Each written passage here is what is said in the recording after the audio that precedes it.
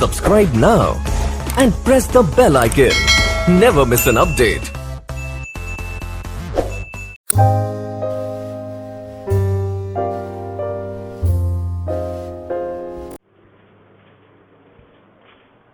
Hello everyone, this is Vikrant Punia and I am pursuing BVSC, that means Veterinary Science, right?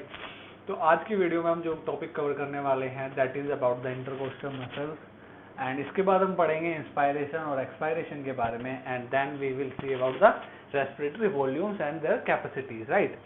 तो बात करते हैं intercostal muscles की. Actually these muscles are present inside the ribs.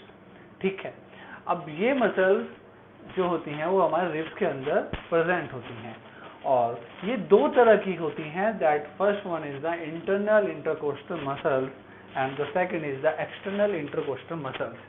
ठीक है, अब ये दोनों मसल्स जो होती हैं ये हमारे इंस्पायरेशन और एक्सपायरेशन में हेल्प करती हैं. ठीक है, तो वन बाय वन हम देखते हैं कि कौन सा इंस्पायरेशन में हेल्प करती है एंड द कौन सी मसल एक्सपायरेशन में हेल्प करती है. तो पहले बात करते हैं एक्सटर्नल इंटरकोस्टल मसल्स की. जब इन मसल्स के अंदर कॉन्ट्रैक्शन होता है तो that these muscles change in the ribs and the sternum. Sternum आपको पता है दैट द फ्रंट साइड, आपके आगे की तरफ जो बोन प्रेजेंट होती है स्टर्नम, और रिब्स आपको पता है साइड में, लैटरल साइड और पीछे भी होते हैं और आगे डोर्सल और वेंट्रल साइड दोनों जगह और लैटरल साइड भी प्रेजेंट होते हैं. ठीक है, अब इनमें एक मूवमेंट प्रोड्यूस कर देती है. ठीक है, और उन मूवमेंट की वजह से ये हमें हेल्प करती हैं इंस्पायर करने में. ठीक है, तो मेनली जो सबसे इंपॉर्टेंट बात about the external intercostal muscles, these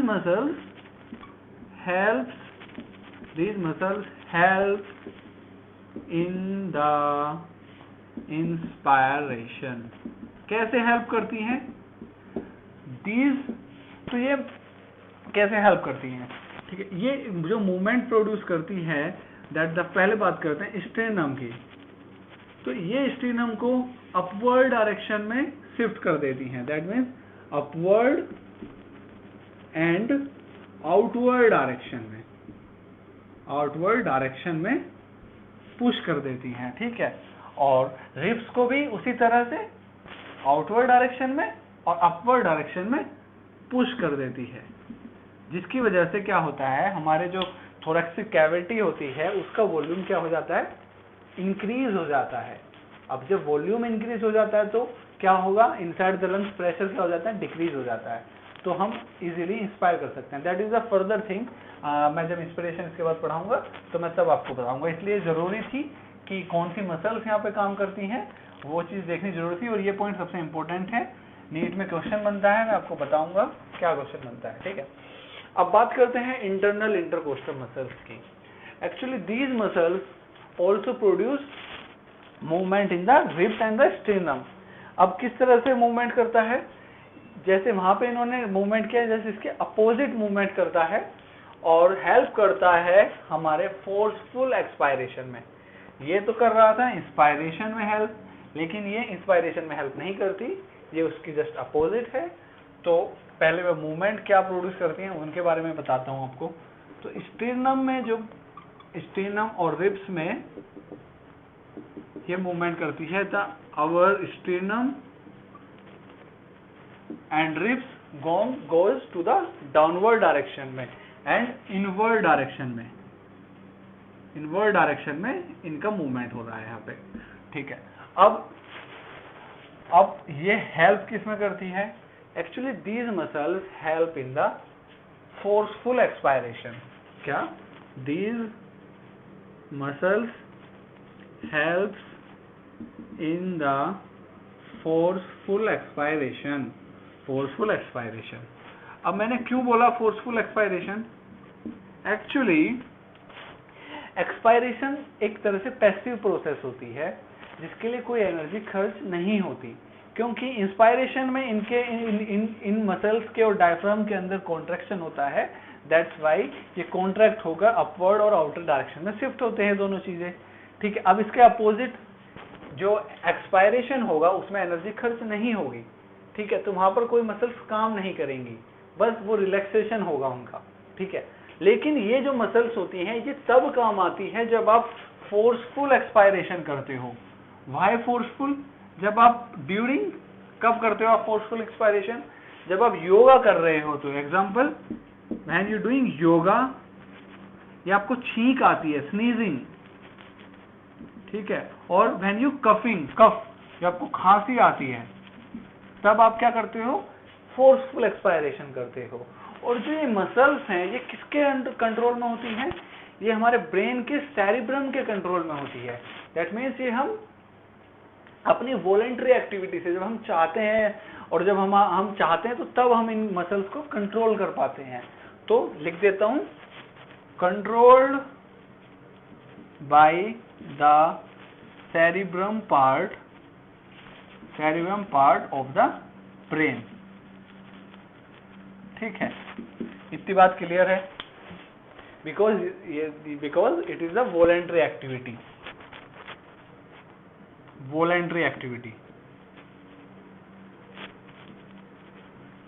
अब यहां तक क्लियर है? अब आगे बढ़ते हैं इंस्पायरेशन की तरफ। मैं इसको इरेज कर दे रहा हूं।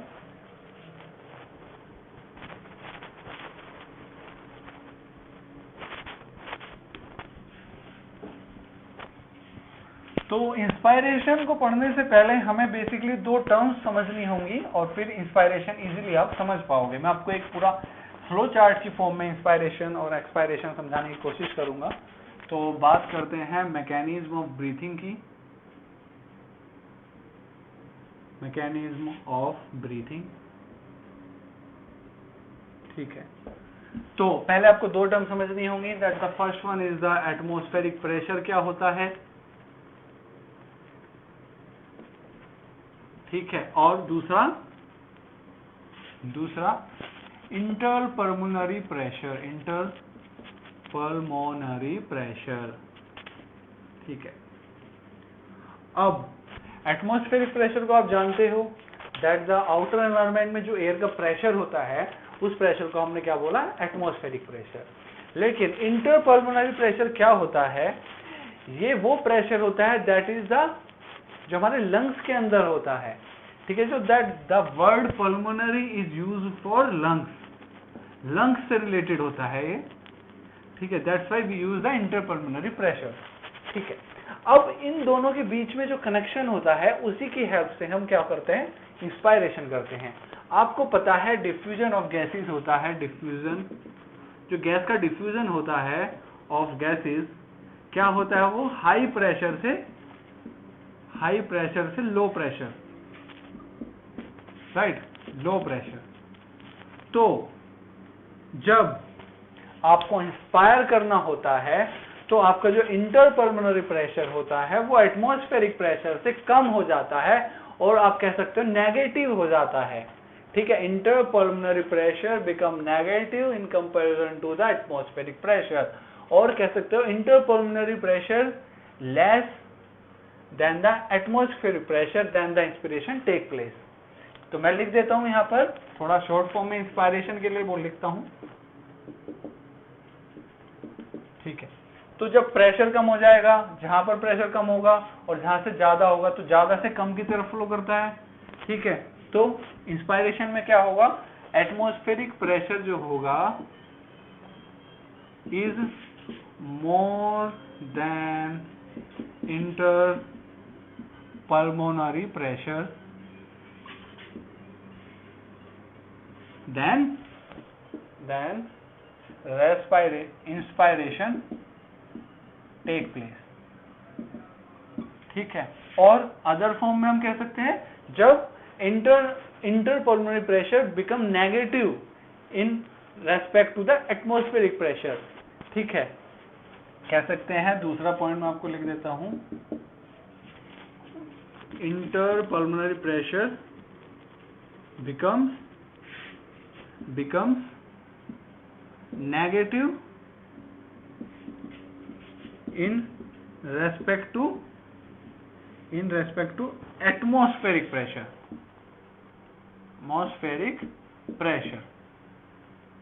then the inspiration takes place, right? अब इतना क्लियर हो गया। अब जस्ट इसका अपोजिट क्या होता है? एक्सपायरेशन। अब एक्सपायरेशन में क्या होता है? जो इंटरपल्मोनरी प्रेशर होता है वो ज्यादा हो जाता है in comparison to the atmospheric pressure. तो आप क्या लिख सकते हो, यहां पर आप लिख सकते हो is less than the atmospheric pressure. जब इंटरपल्मोनरी प्रेशर से कम हो जाता है तब क्या होता है, एक्सपायरेशन, राइट। ये क्या हो गया, एक्सपायरेशन। नाउ या आप दूसरी फॉर्म में कह सकते हो, जब इंटरपल्मोनरी बिकम पॉजिटिव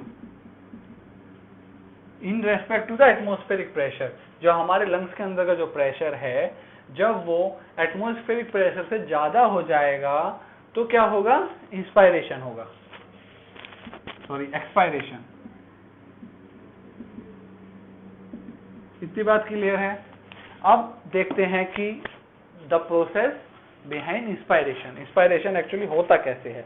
आपने जो मेन चीज है वो तो आपने समझ लिया कि इन दोनों का इनके बीच में जो कनेक्शन है, दैट हाई प्रेशर कहाँ है, लो प्रेशर कहाँ है, तो उसी हिसाब से आप इंस्पायरेशन और एक्सपायरेशन होता रहेगा। ठीक है, अब बात कर लेते हैं इंस्पायरेशन के मैकेनिज्म के बारे में। इसको इरेज कर रहा हूं।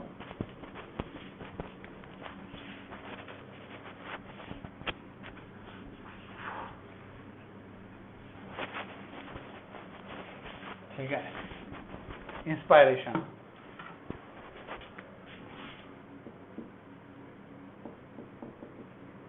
राइट। अब इसके जब इंस्पायरेशन होता है तो सबसे पहली प्रोसेस क्या होती है, actually there is a contraction in your diaphragm. Diaphragm के अंदर जब कॉन्ट्रैक्शन होता है तो तब क्या होता है, इंस्पायरेशन की वो पहली प्रोसेस होती है। अब डायफ्राम में कॉन्ट्रैक्शन तो हो रहा है, लेकिन उसके साथ साथ मैंने आपको अभी इंटरकोस्टल मसल्स के बारे में बताया था, और आप मुझे बताइए कौन सी मसल्स इंस्पायरेशन में हेल्प कर रही थी, that is the external intercostal muscle. तो सबसे पहला स्टेप क्या होगा, contraction in the diaphragm and external intercostal muscles, coastal muscles, सबसे पहला स्टार्ट। ठीक है, ड्यूरिंग इंस्पायरेशन हमारे जो आपको पता है, हमारा जो डायफ्राम होता है वो किस शेप में होता है, डोम शेप में होता है। ठीक है, तो ये किस शेप में होता है, ये डायफ्राम, ये क्या है, डायफ्राम डोम शेप में है। दैट इज ये शेप जो होती है इसे को क्या बोलते हैं, डोम शेप। ठीक है, तो हम ये हमारे आपके क्या हो गए, लंग्स हो गए। लंग्स यहाँ पर क्या अटैच होते हैं, रिब्स प्रेजेंट होते हैं, रिब्स प्रेजेंट होते हैं दोनों साइड, रिब्स, स्टेनम। ठीक है, ये रिब्स हो गए। अब ये क्या हो गया आपका डायफ्राम। अब जब इसके डायफ्राम के अंदर कॉन्ट्रैक्शन होगा तो ये क्या होगा, नीचे की तरफ शिफ्ट होगा। क्या होगा, shift in downward direction, downward direction. ठीक है, तो ये कैसे हो जाएगा, ऐसे हो जाएगा। अब इसके ऐसे होने से क्या होगा, आपको पता है डायफ्राम क्या करता है, हमारी बॉडी को डिवाइड कर देता है दो पार्ट्स में, that the upper part is the thoracic region and the lower part is the abdominal region. ठीक है, तो अब जब ये नीचे की तरफ शिफ्ट हो जाएगा तो जो थोरैक्सिक कैविटी है, जो थोरैक्सिक रीजन है जिसमें लंग्स प्रेजेंट हैं, वहां का क्या होगा, वॉल्यूम क्या होगा, बढ़ जाएगा। तो क्या हो जाएगा, वॉल्यूम जाएगा बढ़। अब अगर वॉल्यूम बढ़ गया तो क्या होगा, प्रेशर हो जाएगा कम। सर कैसे हो जाएगा pressure come, you know that PV is equal to nRT, that is the ideal gas equation. From this we can relate that P is inversely proportional to V. तो आपका वॉल्यूम क्या हो रहा था, बढ़ रहा था, क्योंकि डायफ्राम नीचे की तरफ शिफ्ट हो गया, तो थोरैक्सिक कैविटी का क्या हो गया, वॉल्यूम बढ़ गया था, तो वॉल्यूम बढ़ गया और प्रेशर क्या हो जाएगा, कम हो जाएगा। वॉल्यूम बढ़ जाएगा, प्रेशर कम हो जाएगा। अब अगर प्रेशर लंग्स के अंदर प्रेशर कम हो गया तो एटमॉस्फेरिक प्रेशर के रेस्पेक्ट में ही तो कम हुआ है ना, तो क्या होगा, एटमॉस्फेरिक एयर आपके लंग्स के अंदर फ्लो कर जाएगी, राइट। तो ये प्रोसेस होती है इंस्पायरेशन की, ठीक है। ये तो मैंने आपको इसके पीछे का कॉन्सेप्ट बता दिया। अब इसके साथ साथ डायफ्राम क्या हो गया आपका, कॉन्ट्रिक्शन हुआ तो डायफ्राम क्या हो गया, डायफ्राम हो गया फ्लैट शेप का, डायफ्राम बिकम्स फ्लैट।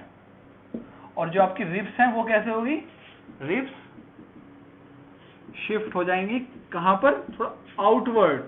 भाई वॉल्यूम इंक्रीज तभी तो होगा ना जब रिब्स बाहर जाएंगी, बाहर एक्सपेंड हो जाएंगी, तो ribs shift in the outward direction. Ribs के साथ साथ क्या होगी, स्टेरनम भी प्रेजेंट होता है, वो भी कहां, स्टेरनम, ये कहां पे शिफ्ट हो जाएगी, इन द अपवर्ड डायरेक्शन में, अपवर्ड डायरेक्शन, राइट। अब क्या होगा, इसका रिजल्ट क्या होगा इस रिएक्शन का, जो आपका वॉल्यूम है, वॉल्यूम ऑफ थोरैक्सिक कैविटी इंक्रीजेस। अब वॉल्यूम क्या हो गया, थोरैक्सिक कैविटी का इंक्रीज हो जाएगा, तो क्या होगा, एयर फ्लो करेगी from atmosphere to inside lungs.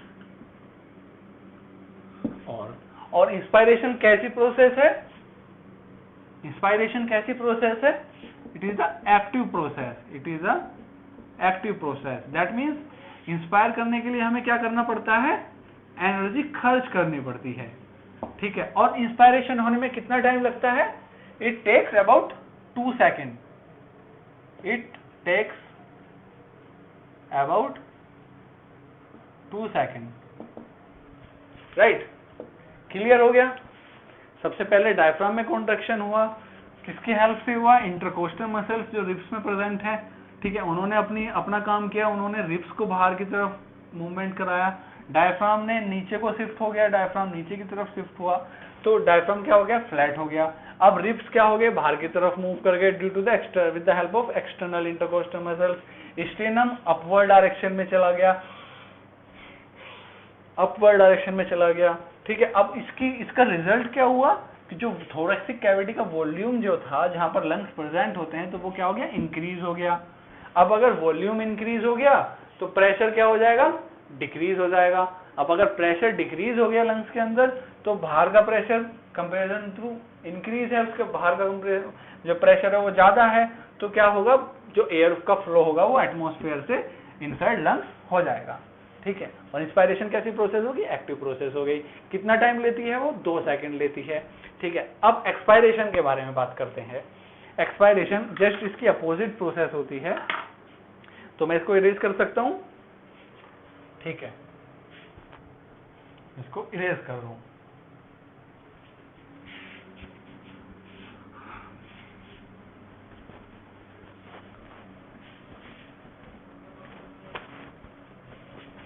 हाँ जी, तो बात करते हैं एक्सपायरेशन की। एक्सपायरेशन अपोजिट प्रोसेस है इंस्पायरेशन का। जो चेंजेस इंस्पायरेशन में हुए थे उसके जस्ट अपोजिट चेंजेस क्या होंगे, एक्सपायरेशन में होंगे, ठीक है। अब देखिए यहां पर क्या होता है। सबसे पहली बात मैं आपको बता दूं कि ये पैसिव प्रोसेस है। एक्सपायरेशन होने में हमारी एनर्जी खर्च नहीं होती। जब हम अंदर से सांस बाहर निकालते हैं तो एनर्जी का कंजप्शन नहीं होता, that's why it is a passive process. यहाँ पे लिख देता हूँ पैसिव प्रोसेस, पैसिव प्रोसेस। और कितना वक्त लेती है, about it takes 3 seconds, about 3 seconds, right. अब होता क्या है, देखिए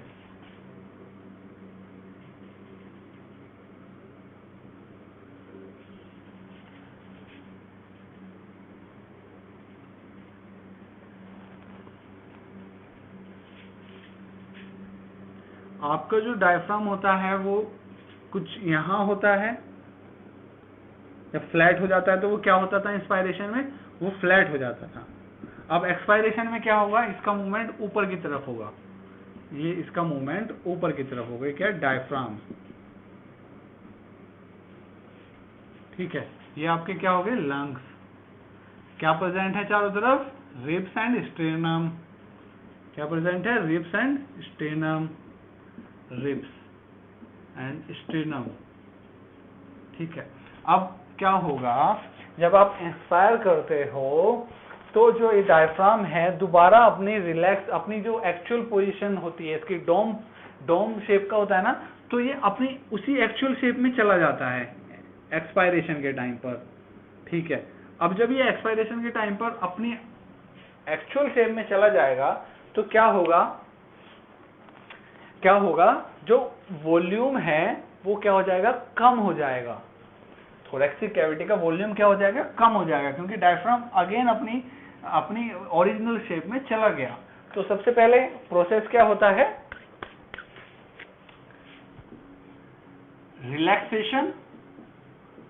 relaxation of diaphragm to its actual state.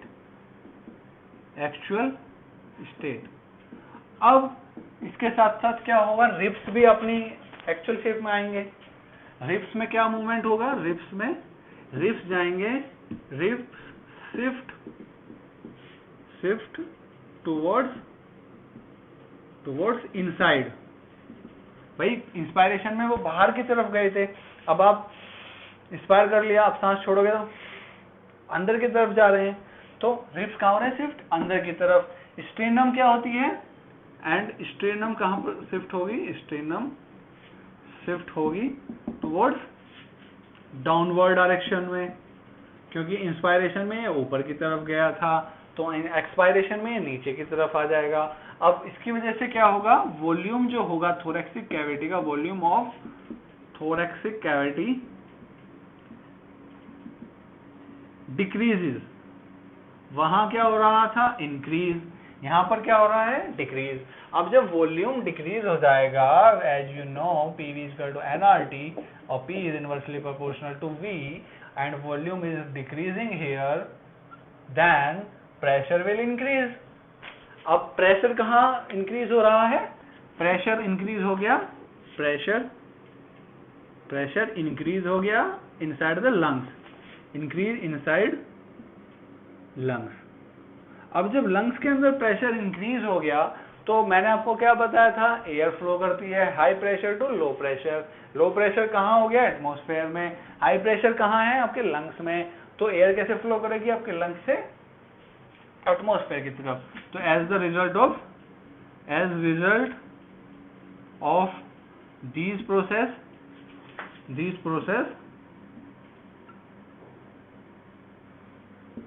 these process alveolar air rush outside, बाहर की तरफ फ्लो कर जाएगी, रश और फ्लो आउटसाइड टू एटमॉस्फेयर कहते हैं। और आपका क्या हो गया? एक्सपायरेशन प्रोसेस कंप्लीट होगी। अब मैंने आपको बता ही दिया एक्सपायरेशन नॉर्मली पैसिव प्रोसेस है, एनर्जी खर्च होती नहीं है, लेकिन समटाइम्स क्या होता है? आपको कफ हो जाता है, आपको खांसी आ जाती है, आप योगा करते हो तो प्रेशर लगा के अपनी सांस अंदर से निकालते हो, तो उस टाइम पे क्या वो कौन सी मसल्स काम करती हैं? तो इस पर नीट में क्वेश्चन आ जाता है, तो मैं आपके सामने क्वेश्चन लिख देता हूं, आपने इतना क्लियर है? ठीक है, तो क्वेश्चन क्या आता है वो मैं आपको देता हूं। 2 क्वेश्चन आपके सामने दूंगा और दोनों के दोनों इंपॉर्टेंट क्वेश्चन हैं, नीट में आते हैं और कई बार आए भी हुए हैं और बच्चे इनमें कंफ्यूज होते हैं। वो क्वेश्चन कौन से क्वेश्चन हैं?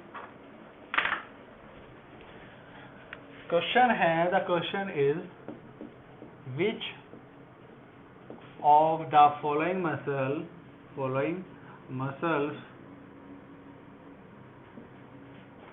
helps in inspiration? कौन सी मसल इंस्पायरेशन में हेल्प करती है? The first option is the internal intercostal muscle, second is the external intercostal muscle, third option is the both, and the fourth option is the none. Easy form में दिया है ताकि आप easily समझ सको। तो इंस्पायरेशन में मैंने आपको कौन सा मसल्स बताई थी जो हेल्प करती हैं, बताइए बताइए। अब that is the external intercostal muscles. अब जो दूसरा क्वेश्चन इस पर बनता है कि which muscle help in the which muscle help in forceful expiration. मैंने फोर्सफुल कहा है, फोर्सफुल। अगर मैं सिर्फ एक्सपायरेशन कहता तो अगर यहां पे मैं एक्सपायरेशन कर दूं तो आप कौन सा टिक करोगे, नन। अगर यहां पर एक्सपायरेशन होता आप नन करते, लेकिन यहां मैंने आपको किया है फोर्सफुल एक्सपायरेशन। और मैंने आपको बताया था कौन सी मसल फोर्सफुल एक्सपायरेशन में काम करती है, बताइए। Both and the fourth is none. बताइए कौन सी फोर, जब आप योगा करते हो, स्नीज करते हो, आपको कफ होती है तो क्या होता है, फोर्सफुल एक्सपायरेशन होता है। तो उसमें कौन सी मसल्स काम करती होती हैं, that is the internal intercostal muscles. और यहाँ पे एक क्वेश्चन और बन सकता है कि these internal intercostal muscles are regulated by which part of the brain, right. कौन सा पार्ट मैंने आपको बताया था, दैट इज द सेरिब्रम। तो यहाँ पे लिख सकते हैं कंट्रोल्ड बाय सेरिब्रम, राइट। तो आई थिंक इतना आपको क्लियर होगा। इंस्पायरेशन हो गया, एक्सपायरेशन हो गया। अब बात करते हैं रेस्पिरेटरी वॉल्यूम्स के बारे में।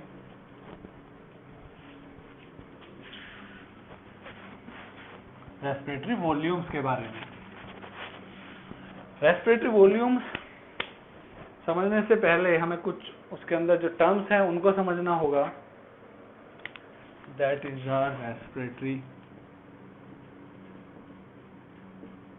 Respiratory volume. पहले एक बार नोट कर देता हूं, तब आपको इजीली समझा पाऊंगा, आप जल्दी से समझ जाओगे, ठीक है। ओके।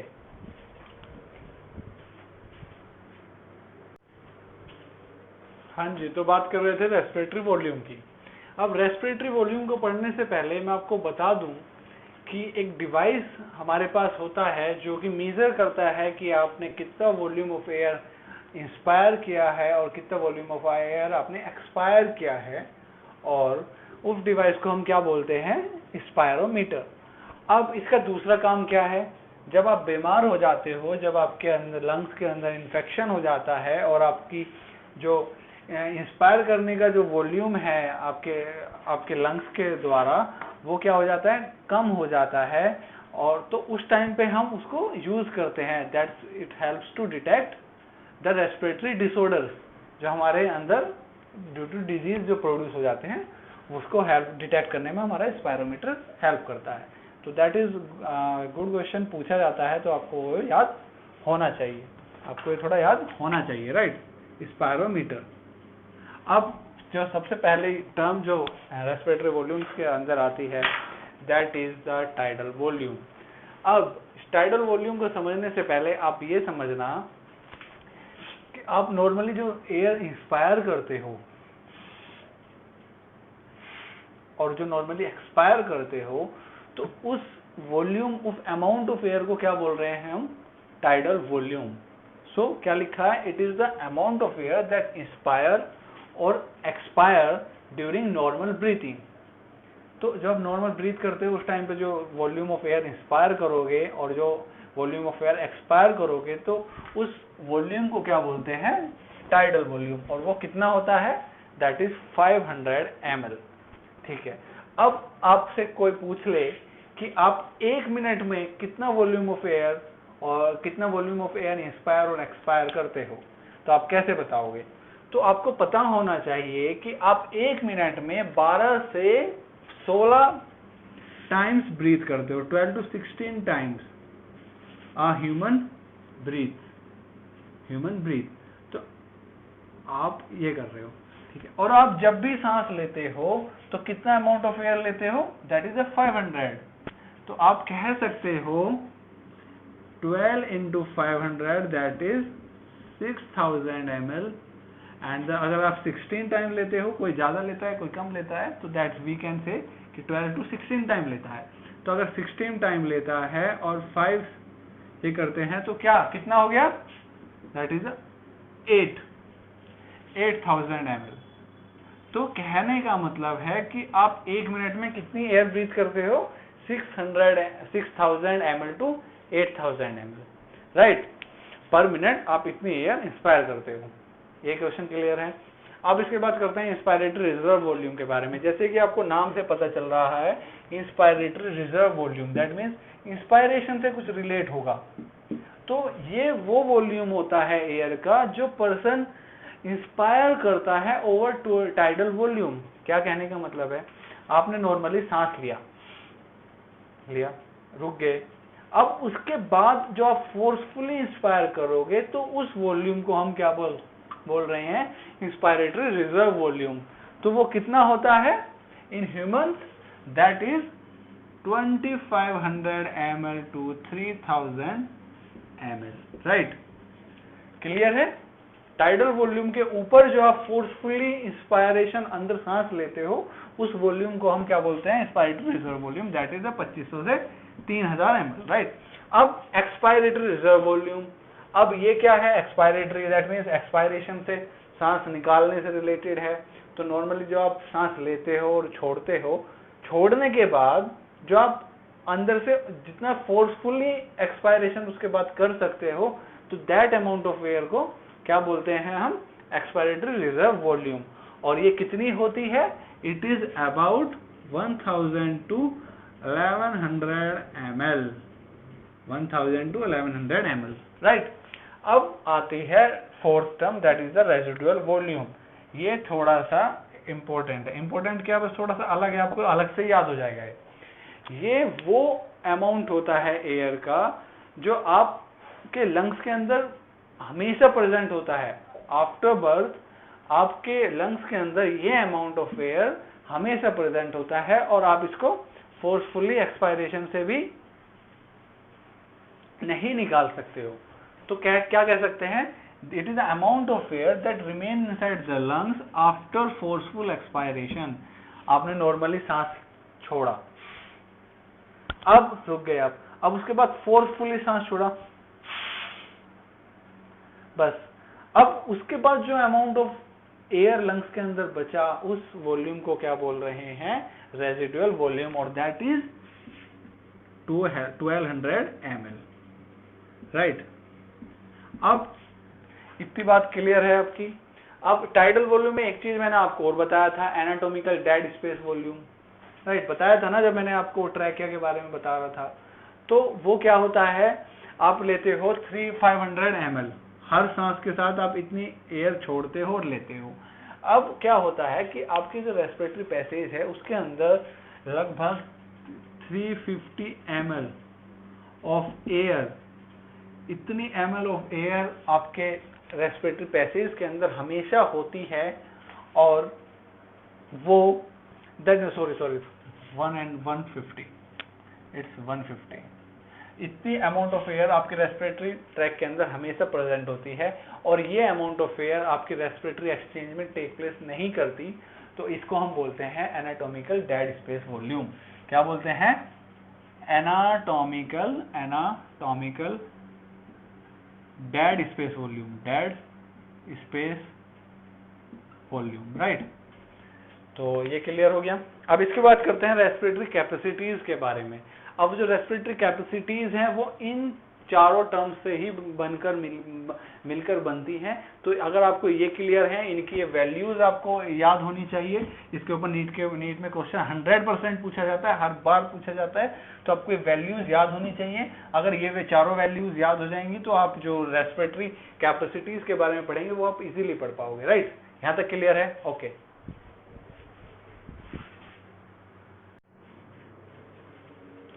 हाँ जी, बात करते हैं पल्मोनरी कैपेसिटीज के बारे में।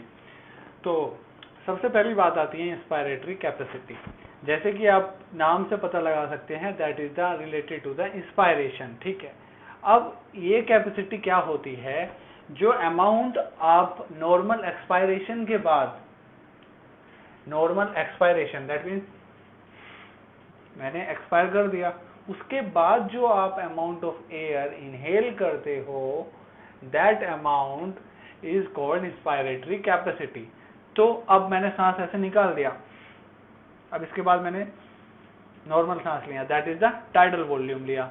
सबसे पहले मैंने टाइडल वॉल्यूम लिया, उसके बाद मैं फोर्सफुली जब इंस्पायर करूंगा तो आफ्टर नॉर्मल एक्सपायरेशन के बाद जो टोटल कैपेसिटी होगी हमारे लंग्स की एयर को इनहेल करने की, तो that capacity is called inspiratory capacity. वो क्या होगा, आफ्टर एक्सपिरेशन में टाइडल वॉल्यूम लूंगा, टाइडल वो दैट इज 500 ml। उसके बाद मैं फोर्सफुली जब इंस्पायर करूंगा तो उसको क्या बोलते हैं, इंस्पायरेटरी रिजर्व कैपेसिटी। तो टोटल अमाउंट कितना हो गया, टोटल अमाउंट, टोटल वॉल्यूम जो है इसको हम क्या बोल रहे हैं, इंस्पायरेटरी कैपेसिटी। राइट, इतना क्लियर है। अब ये क्या था, इंस्पायरेटरी रिजर्व कैपेसिटी कितनी थी हमारी, 2500 से 3000 ml, that means 3000 ml plus 500 ml। तो ये आप देख सकते हो टोटल क्या होगा। ठीक है, अब बात करते हैं एक्सपायरेटरी कैपेसिटी की। अब एक्सपायरेटरी कैपेसिटी क्या होगा, जब आप नॉर्मली एक्सपायर कर लोगे, सांस आपने ले ली, अब उसके बाद आप जब नॉर्मल इंस्पायरेशन करते हो उसके बाद जो आप एयर बाहर निकाल सकते हो उस कैपेसिटी को क्या बोलते हैं, एक्सपायरेटरी कैपेसिटी। भाई आपने नॉर्मली इंस्पायर कर लिया, ठीक है, अब उसके बाद आप कितनी एयर बाहर निकाल सकते हो, तो उस कैपेसिटी ऑफ लंग्स को क्या बोल रहे हैं, एक्सपायरेटरी कैपेसिटी। भाई आपने जो एयर नॉर्मली इनहेल कर ली, दैट मीन टाइडल वॉल्यूम क्या होगा, तो सबसे पहले आप क्या निकालोगे, टाइडल वॉल्यूम। अब उसके बाद फोर्सफुली आप जितनी एयर बाहर निकाल सकते हो, तो वही तो एक्सपायरेटरी कैपेसिटी बनेगा। तो ERV plus tidal volume. ERV क्या था आपका, दैट इज 1100 ml, और टाइडल वॉल्यूम क्या था, दैट इज 500 ml। ठीक है, इतना बात क्लियर है। अब वर्ड से पता लगाओ, और ये टर्म याद रखना, after normal expiration amount of the air expire after normal inspiration, कितना एयर ऑफ अमाउंट आप इंस्पायर करोगे आफ्टर नॉर्मल एक्सपिरेशन, एक्सपायर कितना अमाउंट करोगे। राइट, अब बात करते हैं फंक्शनल रेजिडुअल कैपेसिटी की। तो ये वो अमाउंट ऑफ एयर है जो कि हमारे लंग्स में प्रेजेंट होती है after normal expiration. That means हमने एक एयर को इंस्पायर किया, एयर बाहर निकाल दी, अब बाहर निकालने के बाद जो एयर हमारे लंग्स में प्रेजेंट होगी उस वॉल्यूम को, उस कैपेसिटी जो पूरा वो हमारे लंग्स की उसके बाद की जो कैपेसिटी होगी उसको हम बोलना है फंक्शनल रेजिडुअल कैपेसिटी। अब एयर बाहर निकालने के बाद हमारे लंग्स के बाद अंदर क्या बचेगा, एक तो हम फोर्सफुली सांस लगा के जो बाहर निकाल सकते हैं एक्सपायरेटरी रिजर्व वॉल्यूम, अब उसके बाद क्या बचता है लंग्स के अंदर, रेजिडुअल वॉल्यूम बचता है जो कि हम बाहर नहीं निकाल सकते। ठीक है भाई, नॉर्मल जब एक्सपायर कर लोगे आप, टाइडल वॉल्यूम एक्सपायरेशन में निकाल दिया, उसके बाद कितना और वॉल्यूम आप अपने लंग्स के अंदर निकाल सकते हो, that is the expiratory reserve volume plus residual volume. इतना वॉल्यूम ही तो प्रेजेंट होगा ना आपके लंग्स के अंदर। राइट, अब बात करते हैं वाइटल कैपेसिटी। तो वाइटल कैपेसिटी क्या होता है कि ये वो अमाउंट ऑफ एयर होता है जो आप आफ्टर डीपेस्ट इंस्पायरेशन, अब मैं रुक गया यहाँ से शुरू करते हैं कि अब मेरे अंदर लंग्स के अंदर कितनी अमाउंट ऑफ एयर है। तो सबसे पहले मैंने फोर्सफुल इंस्पायरेशन कर लिया, तो सबसे पहले तो जो मैंने फोर्सफुल किया है वो बाहर में निकालूंगा, that is the inspiratory reserve volume. अब उसके बाद जो नॉर्मल मैं जो इंस्पायर करता हूँ वो वाली निकालूंगा, that is the tidal volume. अब इसके बाद कितनी एयर और फोर्सफुली जितनी मैं निकाल सकता हूँ वो क्या है, एक्सपायरेटरी रिजर्व वॉल्यूम। तो ये इन तीनों का कॉम्बिनेशन को क्या बोलते हैं, हमारी वाइटल कैपेसिटी। क्या, वाइटल कैपेसिटी। अब फाइनली जो आता है that is the total lungs capacity. तो इसमें क्या होगा, जितना भी एयर हम फोर्सफुली इंस्पायर्ड कर सकते हैं वो कितना वॉल्यूम होता है, तो उसको हम क्या बोलते हैं, total lungs capacity. That means अगर आपसे पूछ ले कि भाई आपकी कितनी टोटल लंग्स कैपेसिटी कितनी है, तो आप उसे कैसे बताओगे, तो आप क्या करोगे, पहले लंबी सांस लोगे, दैट मीन्स टाइडल वॉल्यूम भी ले लिया और उसके बाद इंस्पायरेटरी रिजर्व वॉल्यूम भी आपने अपने अंदर ले लिया। ठीक है, तो कितना वॉल्यूम हो गया आपके अंदर, भाई एक तो आपने इंस्पायर्ड रिजर्व वॉल्यूम भी ले लिया, फोर्सफुल जो होता है, और उसके बाद ये टाइडल वॉल्यूम आपने ले ही लिया था, ठीक है। और इंस्पायर्ड रिजर्व वॉल्यूम जो आप बाहर निकालोगे सांस, भाई सबसे पहले मैंने लिया, ये निकल गया, अब इसके बाद ये निकल गया, ये निकल गया, और ये मैं निकाल नहीं सकता, दैट इज ये तो निकाल ही नहीं सकते, तो उस अमाउंट को क्या बोलते हैं, टोटल लंग्स कैपेसिटी। तो अब एक्चुअली मैं बता दूं कि जो इससे पहले रेस्पिरेटरी वॉल्यूम्स थे वो भी इंपॉर्टेंट है, क्योंकि उनके बिना आप ये नहीं सीख सकते, और ये इसलिए इंपॉर्टेंट है कि नीट पर इनके ऊपर क्वेश्चन जरूर आता है, या तो आपको वो इनकी ये वॉल्यूम आपको सामने दे देंगे, आपसे पूछेंगे कि ये क्या किसका वॉल्यूम है, या आपको ये टर्म्स देंगे कि नॉर्मल एक्सपायरेशन के बाद कौन सी वाली, नॉर्मल इंस्पायरेशन के बाद क्या अमाउंट को क्या बोलते हैं, तो ये टर्म्स हैं, इनको वो पूछेंगे, तो ये आपको ध्यान रखने हैं अच्छे से, राइट। इतना क्लियर है, ओके।